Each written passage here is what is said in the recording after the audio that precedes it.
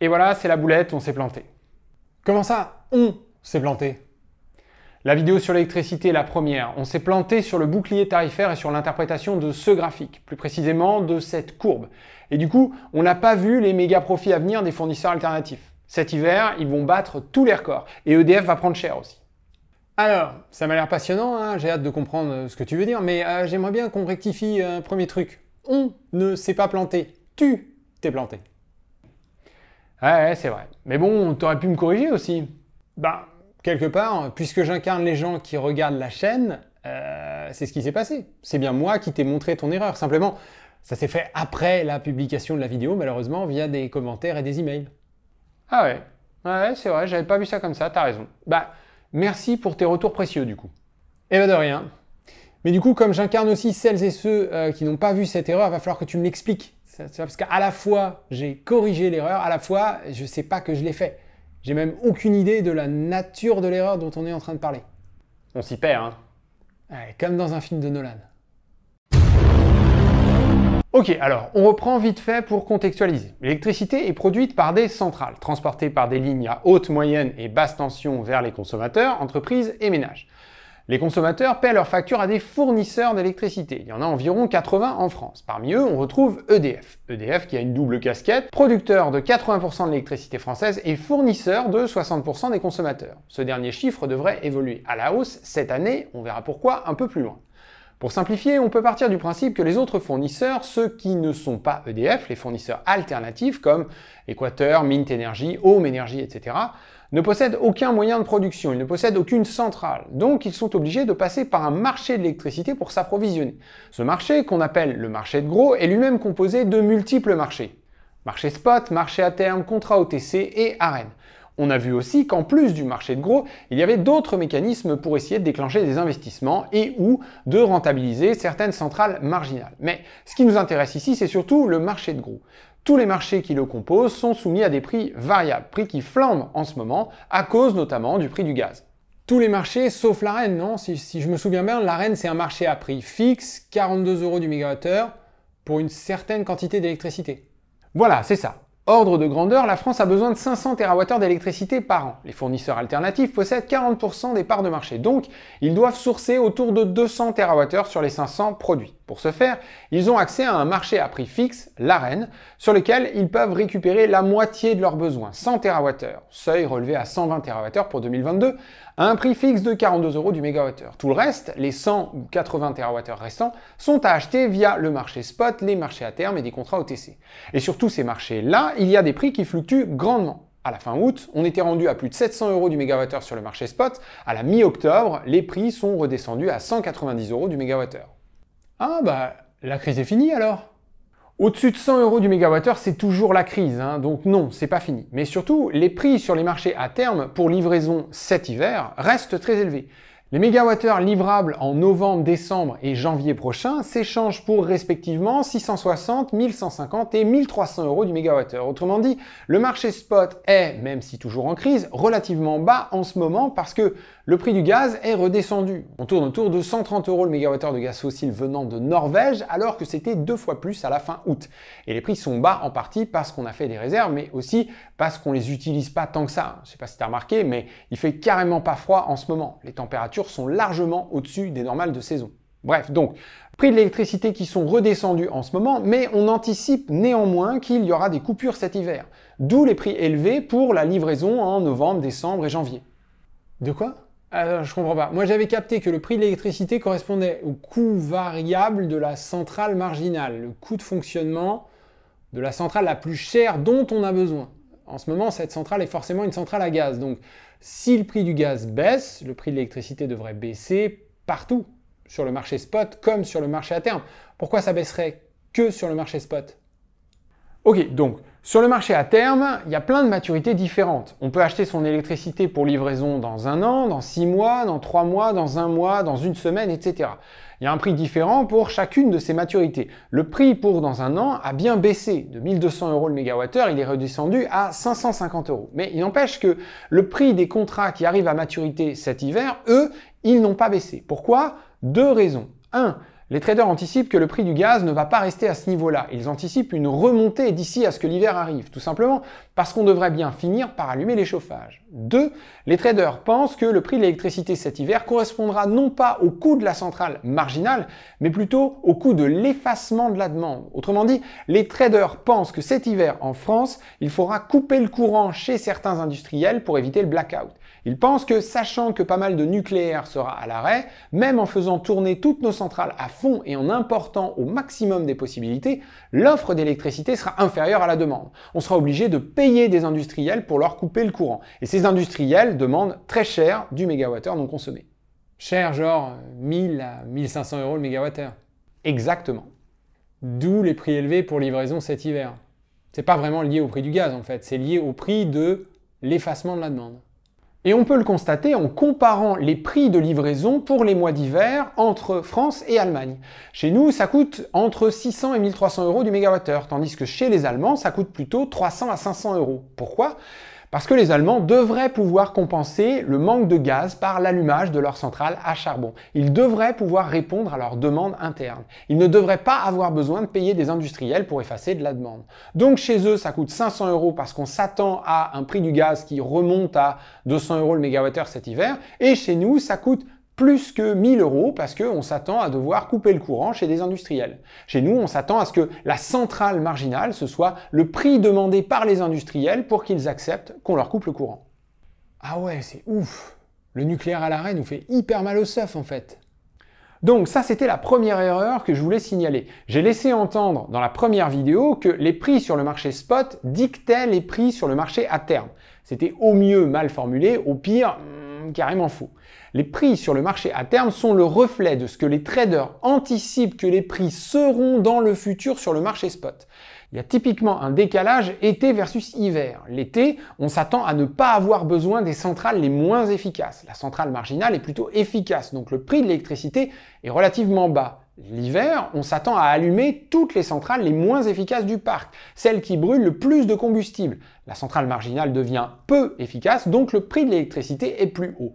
Voilà un graphique qui te montre les différences de prix moyen été versus hiver sur le marché spot. Le prix moyen, c'était 19 euros le mégawattheure à l'été 2002, tandis que c'était 25 euros l'hiver qui a suivi.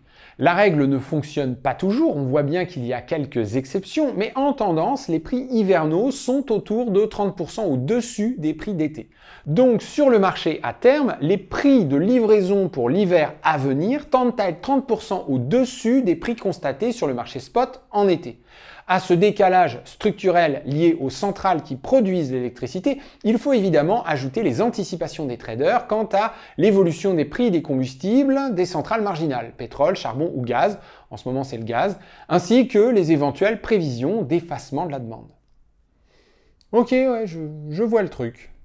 Bon, maintenant, deuxième erreur, le bouclier tarifaire. Je t'avais expliqué que la CRE, la Commission de régulation de l'énergie, utilisait une formule pour évaluer le coût d'approvisionnement des fournisseurs alternatifs. La formule, c'était 50% ARENH, 30% moyenne des prix sur les 24 derniers mois sur le marché à terme, échéance 1 an, 20% le dernier prix constaté sur le marché à terme à échéance 1 an. Oui, je me souviens, on avait dit que c'était pas la panacée cette formule. Les fournisseurs achètent leur électricité plus ou moins à l'avance, 2 ans, 1 an, 6 mois, 3 mois, 1 mois, 1 semaine, bref. Ils font une méga tambouille, si bien qu'on peut jamais vraiment savoir quel est leur coût réel d'approvisionnement. Et du coup, la CRE propose une formule qui vaut ce qu'elle vaut, quoi.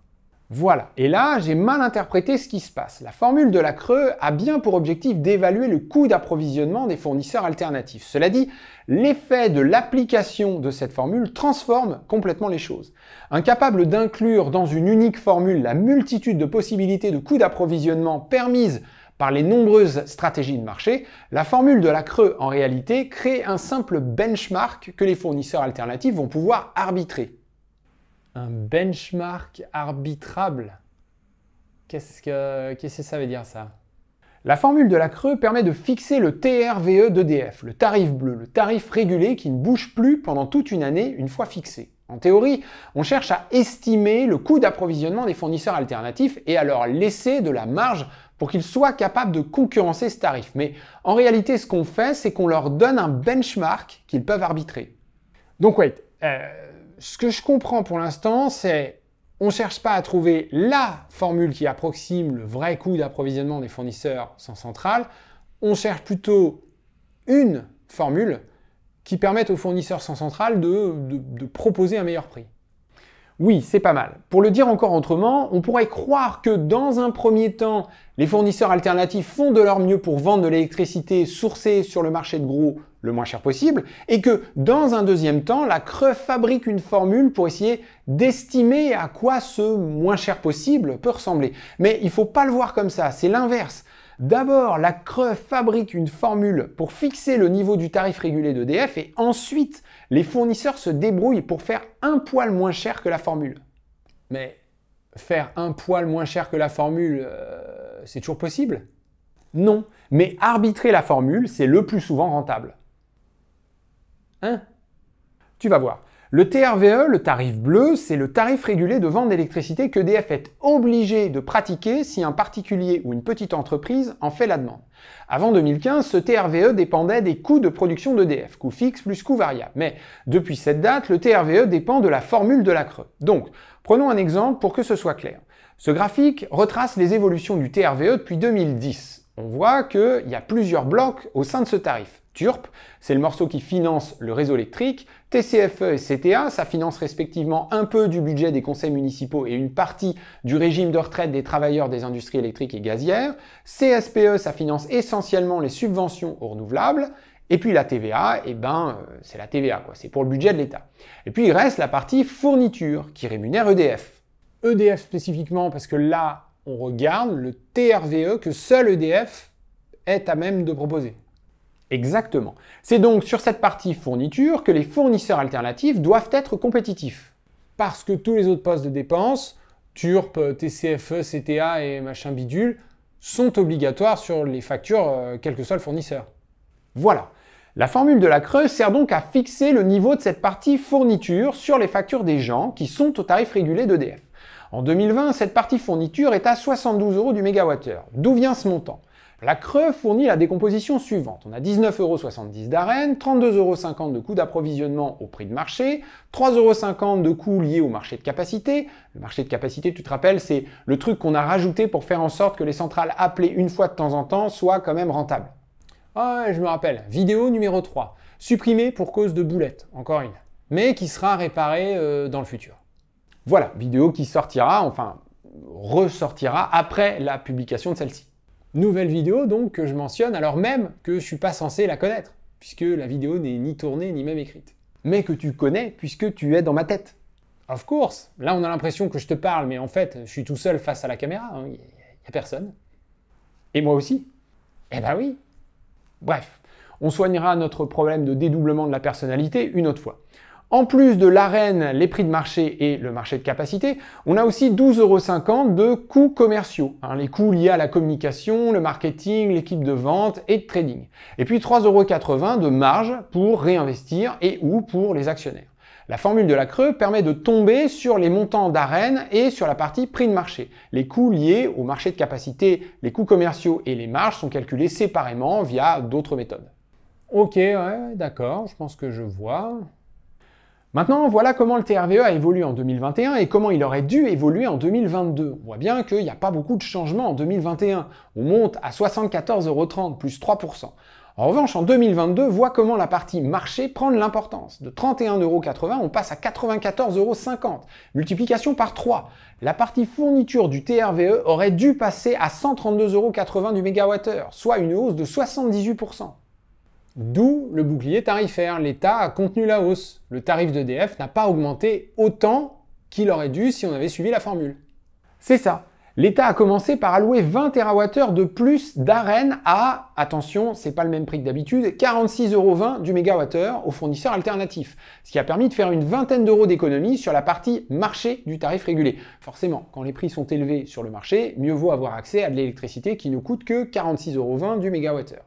Et ensuite, l'État a fait un cadeau supplémentaire de 13,86 € du mégawattheure sur la partie marché. conclusion, au lieu d'avoir la partie fourniture du TRVE à 132,80 € du mégawattheure, celle-ci n'est grimpée qu'à 104 € du mégawattheure.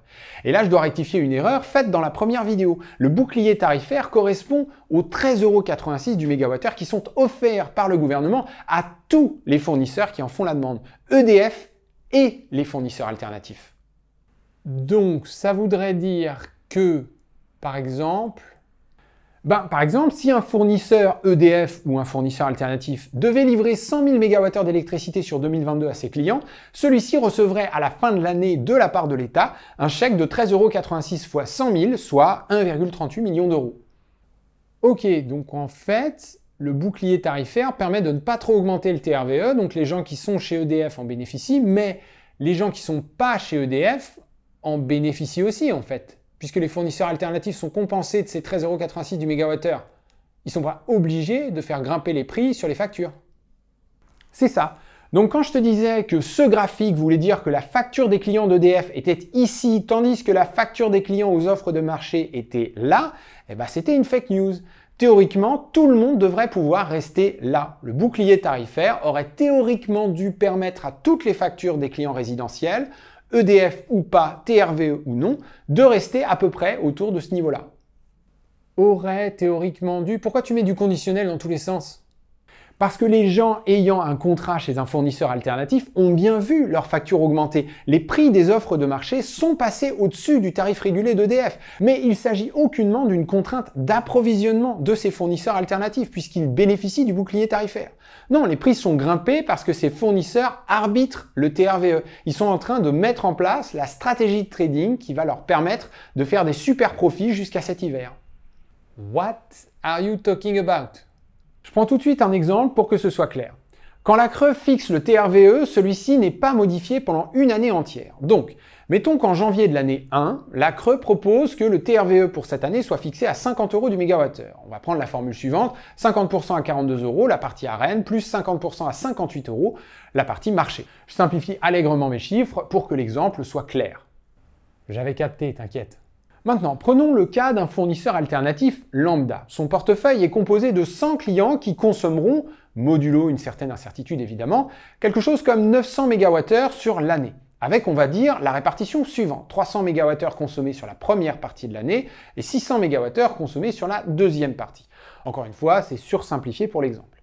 Lambda va acheter à l'avance les 900 MWh de ses clients. Et ça va lui coûter, disons, 45 € du mégawattheure, 42 € pour la partie arène et puis 48 € pour la partie marché. La formule de la CRE qui laisse de la marge aux fournisseurs alternatifs pour faire mieux que le TRVE. C'est ça. Et le prix sur la facture des clients sera mis à 48 €, histoire de faire un peu de marge. Maintenant, si les prix de marché diminuent pour atteindre 20 € du mégawattheure au mois de juillet, puisque le TRVE est fixe jusqu'à janvier de l'année prochaine, ça signifie que les clients d'EDF vont continuer de payer 50 € du mégawattheure quoi qu'il arrive. Lambda va donc essayer de les faire venir chez lui. Il va utiliser des techniques commerciales très agressives pour voler les clients d'EDF. Et il n'aura pas besoin de proposer des prix trop bas. Il pourra proposer par exemple 40 € du mégawattheure. Ce sera toujours beaucoup mieux que les 50 d'EDF. Ah ouais. Sauf que lui, il se fournit à 20 € sur le marché. C'est ça. Ah non, attends, il se fournit à 20 € côté marché, mais à 42 € côté arène. Non, déjà, si ça coûte 20 € sur les marchés, ça sert à rien de demander de l'arène à 42 €. Mais même si on était parti sur un prix de marché plus élevé, l'arène ne rentrerait pas en ligne de compte. C'est un peu compliqué d'expliquer ce qui se passe en vrai, mais disons que les quantités d'arène sont arrêtées à l'avance. Un fournisseur demande X mégawattheures d'arène pour l'année à venir, il en obtient Y, et cette quantité ne peut plus bouger jusqu'à l'année suivante où il faut faire une nouvelle demande. Il y a d'autres mécanismes, c'est plus compliqué que ça en vrai, mais je vais en rester là. On va donc dire que la quantité d'arène obtenue par Lambda ne peut plus bouger cette année. Si Lambda obtient de nouveaux clients, l'électricité qu'il leur vendra ne pourra pas venir de l'arène. Ok, d'accord. Donc, imaginons que 50 clients décident de quitter le tarif régulé d'EDF pour venir chez Lambda au mois de juillet. Lambda estime que la consommation de ces nouveaux clients sera de 300 MWh pour le reste de l'année. Il achète donc sur les marchés à terme 300 MWh d'électricité à 20 € le mégawattheure qu'il revend 40 € à ses clients. La marge est plutôt sympa. Mais est-ce qu'il peut vraiment faire autant de marge que ça? Je veux dire, après tout, il y a plein d'autres fournisseurs alternatifs. Il doit y avoir une concurrence qui s'organise entre eux. Si ça coûte 20 € sur les marchés et que pour battre EDF, il faut proposer moins de 50 €, eh ben, à cause de la concurrence entre les fournisseurs, les prix proposés pour débaucher les clients d'EDF devraient converger vers 20 €, non? Il y en a un qui propose 45, mais il y en a un autre qui, pour le battre, propose 40, puis un autre qui propose 35, etc., etc. Et comme ça, on converge vers le minimum possible.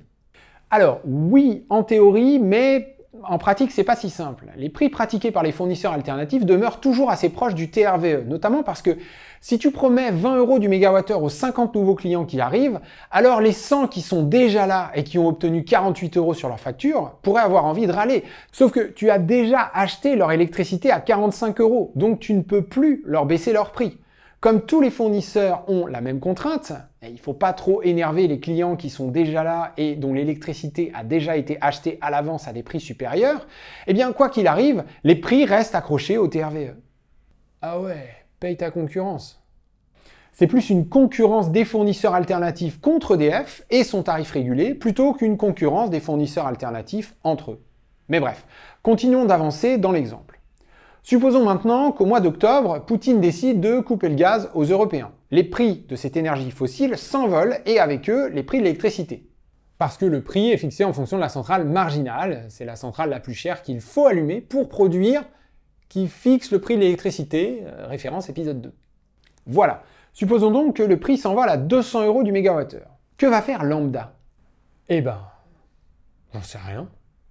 Il a 150 clients chez lui. On est au mois d'octobre. Ces 100 clients historiques vont consommer 200 MWh cet hiver, mégawattheure que Lambda a acheté à 45 € l'unité. Quant aux 50 clients récupérés au mois de juillet, ils vont consommer 100 MWh cet hiver, mégawattheure que Lambda a également déjà acheté 20 € l'unité cette fois-ci. Alors, mets-toi à la place de Lambda. Le prix de l'électricité vient de grimper à 200 € du mégawattheure. Qu'est-ce que tu fais? Bah, si j'ai déjà acheté toute l'électricité nécessaire pour couvrir la conso de mes clients, j'ai juste rien à faire en fait, la hausse de prix m'affecte pas. T'es un très mauvais trader toi. Faut immédiatement augmenter les prix de tous tes clients. Alors, on risque de venir te chercher des poux, hein. On te dira que puisque tu bénéficies du bouclier tarifaire, tu devrais pas avoir besoin de monter tes tarifs. Faudra ruser un peu, trouver une raison technico-technique. Sur un marché aussi complexe que celui de l'électricité, si t'es malin, il n'y aura aucun souci. Mais pour maximiser ton profit, il va bien falloir passer tous tes clients à 200 € du mégawattheure. De quoi? Attends, je comprends pas là. J'ai déjà sourcé les droits de tirage de l'électricité que mes clients vont consommer cet hiver. Et j'ai acheté ces droits à 45 et 20 € le mégawattheure. En plus, comme on l'a dit, j'ai le bouclier tarifaire. Alors pourquoi je toucherai aux factures de mes clients? Tu as en stock 300 MWh d'électricité dont le prix vient de grimper à 200 € sur les marchés. Et toi, tu voudrais les vendre bêtement à tes clients à 48 et 40 € le mégawattheure. Ce serait trop bête. De deux choses l'une, tu fais grimper les factures de tous tes clients à 200 €. S'ils veulent rester malgré tout, pas de souci, tu récupères 200 € par mégawattheure consommé. S'ils s'offusquent de la hausse de prix, tu leur montres EDF et son tarif régulé à 50 € le mégawattheure. EDF peut pas refuser de clients, ils n'ont qu'à aller là-bas s'ils sont pas contents. Une fois les clients partis chez EDF, tu peux revendre les droits de tirage d'électricité que tu gardais de côté pour eux à 200 € sur le marché. Oh, ah ouais, c'est l'horreur ce truc. Si les prix baissent sur le marché sous le TRVE, je pique des clients à EDF. Si les prix de marché passent au-dessus du TRVE, je force les clients à retourner chez EDF et je vends l'électricité que j'ai en trop sur le marché. C'est ça. L'arbitrage du TRVE se fait via le nombre de clients. On en fait rentrer quand les prix baissent, on les fait sortir quand les prix montent.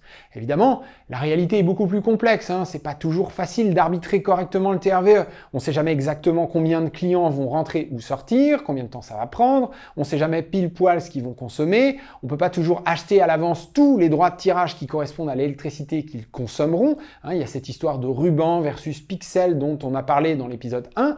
Quand on achète de l'électricité longtemps à l'avance, on achète des rubans, mais quand on arrive le jour J de la consommation réelle, il faut acheter des pixels sur le marché spot. Bref, c'est un jeu qui peut être dangereux parce que les fournisseurs alternatifs ne maîtrisent pas parfaitement toutes les variables. Cela dit, plus les prix sont volatiles, plus les variables imparfaitement maîtrisées deviennent marginales. Autrement dit, c'est assez difficile d'arbitrer le TRVE quand les prix de marché passent un peu au-dessus ou un peu en dessous de lui. En revanche, quand ils s'effondrent en dessous ou quand ils explosent au-dessus, alors là, c'est du tir au pigeon. Et donc, comme en ce moment les prix s'envolent de ouf, c'est hyper facile pour les fournisseurs alternatifs. Ils ont acheté les lecs à l'avance pour pas cher, ils montent les prix sur les factures, les clients se barrent chez EDF au tarif régulé, ils revendent l'électricité en trop sur le marché en encaissant la différence. Et qui est le grand perdant dans cette histoire? Les clients. Oui, c'est vrai qu'ils ne profitent pas des prix bas parce que les fournisseurs alternatifs restent toujours accrochés au TRVE dans ce cas-là. Et si les prix montent, il faut vite partir chez EDF pour, encore une fois, rester accroché au TRVE. Non, mais le grand perdant, c'est surtout EDF, 100% public, donc l'État. Pourquoi EDF? Eh bien, reprenons mon exemple. Au mois de juillet, Lambda récupère 50 nouveaux clients volés à EDF. Il achète 300 MWh d'électricité à 20 € du mégawattheure qui correspondent à la consommation future de ces nouveaux clients. Question, à qui Lambda achète-t-il ces 300 MWh? À des centrales?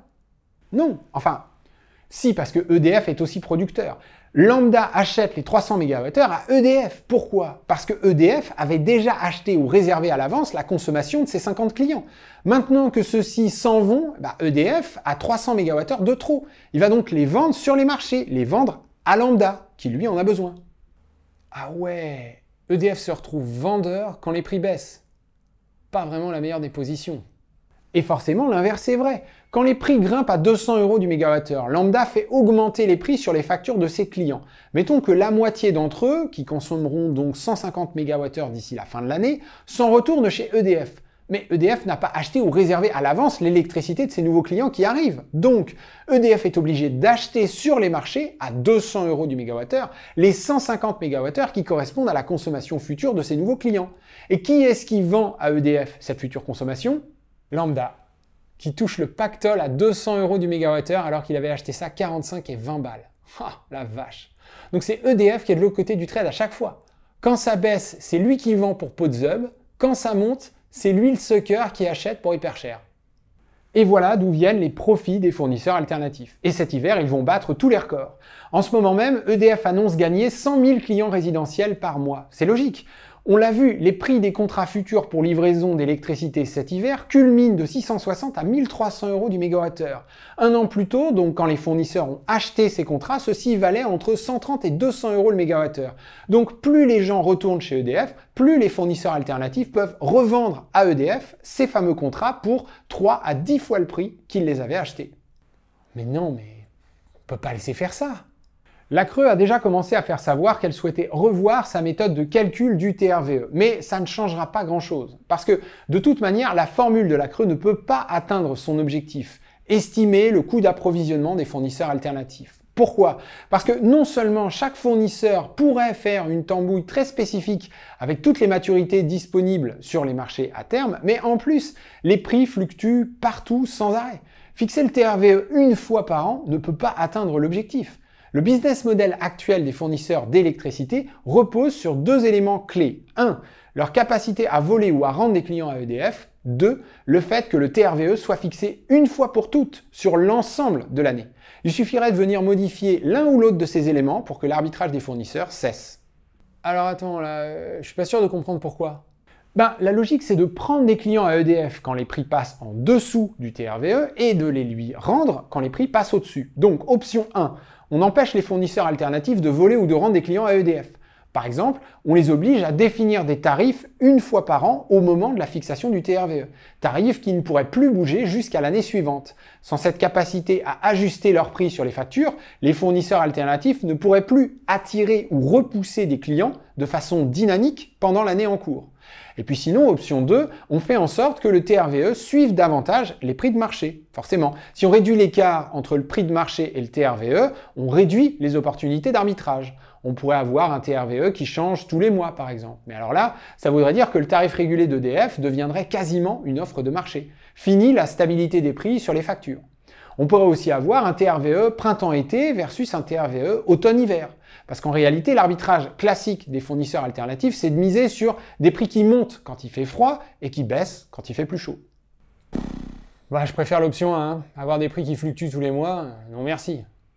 Sinon, on pourrait aussi revenir à l'option monopole naturel. Production, transport, distribution et fourniture, tout ça chez EDF. Plus besoin de marché, prix de l'électricité au véritable coût de production. Mais bon, ça, c'est pas demain la veille.